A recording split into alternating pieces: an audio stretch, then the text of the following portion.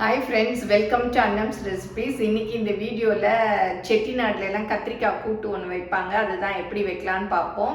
இந்த கத்திரிக்காய் கூட்டை வந்து குழந்தை பிறந்தவங்களுக்கு பத்திய சமையல் போது தான் வைப்பாங்க. ரசம் வச்சு கத்திரிக்காய் கூட்டு வச்சு கொடுப்பாங்க. அந்த சமயத்தில் நமக்கு அதை மாத்திரம்தான் நமக்கு கொடுப்பாங்க. சாப்பிட்றதுக்கு ரொம்ப டேஸ்டியாக இருக்கும். ஆனால் பொதுவாகவே அந்த கத்திரிக்காய் கூட்டு ரொம்ப நல்லாயிருக்கும். அதை வந்து இப்போ எப்படி செய்யலான்னு பார்ப்போம் வாங்க. எங்கள் ப்ராடக்ட்ஸ் எல்லாம் யூடியூப்பில் கமெண்ட்ஸ்க்கு கீழே வந்துட்டுருக்கு. அதில் போய் கிளிக் பண்ணிங்கன்னா அதோட ரேட்டு டீட்டெயில்ஸ் எல்லாமே இருக்கும். அதை கிளிக் பண்ணி நீங்கள் வேணுங்கிற பொருளை ஆர்டர் பண்ணி வாங்கிக்கலாம். இப்போ கத்திரிக்காய் கூட்டு எப்படி செய்யலான்னு பார்ப்போம் வாங்க. கத்திரிக்காய் கூட்டுக்கு தேவையான பொருள்லாம் ரொம்ப சிம்பிள் தான். 4 கத்திரிக்காய் மீடியம் சைஸ் எடுத்திருக்கேன். ஒரு 10 சின்ன வெங்காயம் தோல் உரித்து வச்சுருக்கேன். அப்புறம் 2 கொத்து கருவேப்பிலை, அப்புறம் உப்பு, தேங்காய், அப்புறம் வந்து துவரம்பருப்பு, மஞ்சப்பொடி போட்டு கொஞ்சமாக எண்ணெய் ஊற்றி, ரொம்ப குழைவாக வேண்டாம், ஓரளவுக்கு பதமாக எடுத்துக்கோங்க. ஏன்னா கத்திரிக்காயும் நறுக்கி போட்டு வேக வைப்போம், அப்புறம் ரொம்ப குழஞ்சி போயிடும். அப்புறம் சாம்பார் பொடி காரத்துக்கு, அவ்வளோதான். இப்போ கத்திரிக்காயும் வெங்காயத்தையும் நறுக்கிக்கலாம். சின்ன வெங்காயத்தை பாதி பாதியாக கட் பண்ணிக்கலாம். ரொம்ப பொடியாக வேண்டாம், அப்போ தான் வந்து நல்லா டேஸ்ட்டாக இருக்கும். ரொம்ப பெருசாக இருந்தால் சின்னதாக கட் பண்ணிக்கோங்க. ஏன்னா ஒவ்வொரு இதுவும் வந்து நறுக்கிறதுல கூட டேஸ்ட் இருக்கும். ஒவ்வொரு வெங்காயம் நீளமாக நறுக்குனா ஒரு டேஸ்ட் இருக்கும், இந்த மாதிரி நறுக்குனா ஒரு டேஸ்ட் இருக்கும். இந்த மாதிரி வெங்காயத்தை நறுக்கிக்கணும். அப்புறம் கத்திரிக்காயில் இந்த காம்பை கொஞ்சம் விட்டுட்டு, இந்த பாவாடைன்னு சொல்லுவாங்க, இதோடு தான் நறுக்கிக்கணும். ரொம்ப பொடியாக நறுக்கிடாதீங்க, அது கழண்டு வந்துருச்சு மாதிரி. ஏன்னா பத்தியங்கிறதுனால அப்படியே பெருசு பெருசாக நறுக்கி போட்டு அப்படியே தருவாங்க. அந்த நேரம் நமக்கு எதை கொடுத்தாலும் அவ்வளோ டேஸ்ட்டாக இருக்கும். ஆனால் இந்த கூட்டும் உண்மையிலேயே ரொம்ப நல்லா தான் இருக்கும். இது கொஞ்சம் விட்டு கட் பண்ணிக்கலாம், அப்போ கழண்டு வராது. இது எங்கள் ஊர்லேருந்து வாங்கிட்டு வந்த கத்திரிக்காய்.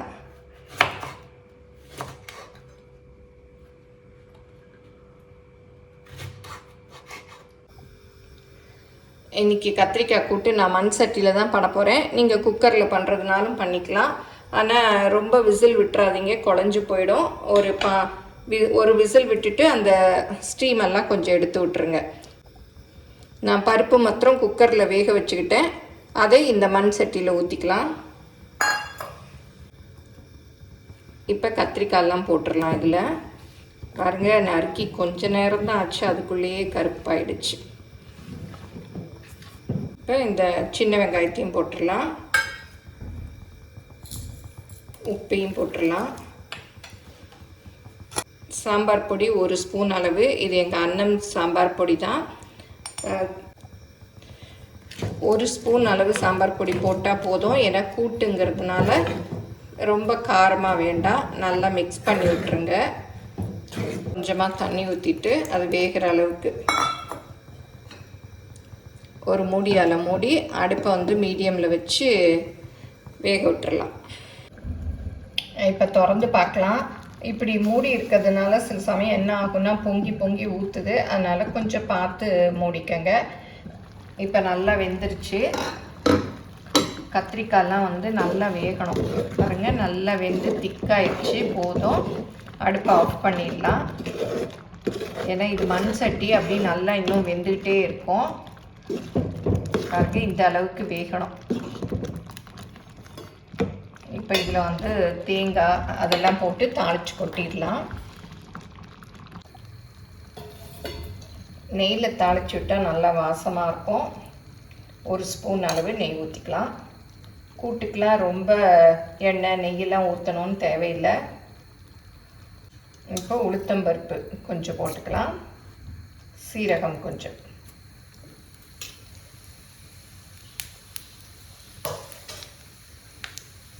அடுப்பு ஆஃப் பண்ணிடலாம், ரொம்ப கருகிடும். அப்புறம் கருவேப்பிலையும் போட்டுக்கலாம்.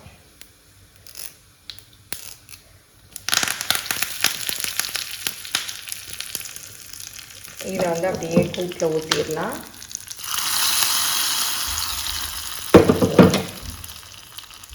இப்போ இந்த தேங்காவையும் போட்டுடலாம். நல்லா மிக்ஸ் பண்ணி விட்டேன். பத்திய கத்திரிக்காய் கூட்டு ரெடி ஆயிடுச்சு. ரொம்ப பத்தியமாக இருந்தால் தேங்காய் கூட போட மாட்டாங்க, சும்மா தாளித்து அப்படியே கொடுத்துருவாங்க. ஏன்னா குழந்த பிறந்த போது தேங்காயெல்லாம் சாப்பிடக்கூடாதுன்னு சொல்லுவாங்க. இப்போ நான் வீட்டுக்கு பண்ணுறதுனால தேங்காயெல்லாம் போட்டிருக்கேன். இப்போ கத்திரிக்காய் கூட்டு ரெடி ஆயிடுச்சு. இதை சாதத்தில் போட்டு நெய் ஊற்றி பிசைஞ்சு சாப்பிட்டாலும் அவ்வளோ சூப்பராக இருக்கும். ஒரு அப்பளம் மாத்திரம் வச்சு தொட்டுக்கிட்டு அருமையாக இருக்கும். நீங்களும் சுவையாக சமைக்கணுமா? எங்கள் மசாலா பொடிகளை யூஸ் பண்ணி பாருங்கள். அதெல்லாம் வாங்கணுன்னா ஸ்க்ரீனில் வர்ற வெப்சைட்டுக்கும் வாட்ஸ்அப் நம்பருக்கும் போய் ஆர்டர் பண்ணிங்கன்னா நீங்கள் வேணுங்கிறத வாங்கிக்கலாம். நல்லாயிருக்கும். ரசம் சாதத்துக்கு தொட்டு சாப்பிட்டோம்னாலும் அவ்வளோ சூப்பராக இருக்கும். தயிர் சாதத்துக்கும் நல்லாயிருக்கும், சப்பாத்திக்கு கூட நல்லாயிருக்கும். எல்லோரும் செஞ்சு பாருங்கள். எப்படி வந்ததுன்னு உங்கள் கமெண்ட்டில் ஷேர் பண்ணுங்கள். பிடிச்சிருந்தா உங்கள் ஃப்ரெண்ட்ஸுக்கும் ஷேர் பண்ணுங்கள். ஃபேஸ்புக், இன்ஸ்டாகிராமில் அன்னம்ஸ் ரெசிபீஸை ஃபாலோ பண்ணுங்கள். இப்போ கத்திரிக்காய் கூட்டு பார்த்தோம் இல்லையா, ரொம்ப சிம்பிளாக இருந்தது. ரொம்ப இன்க்ரீடியன்ட்ஸ் கூட கம்மி தான், எல்லாமே வீட்டில் இருக்கக்கூடிய பொருட்கள் தான். எல்லோரும் செஞ்சு பாருங்கள். எப்படி வந்ததுன்னு உங்கள் கமெண்ட்ஸை மறக்காமல் கமெண்ட்டில் சொல்லுங்கள். தேங்க்யூ.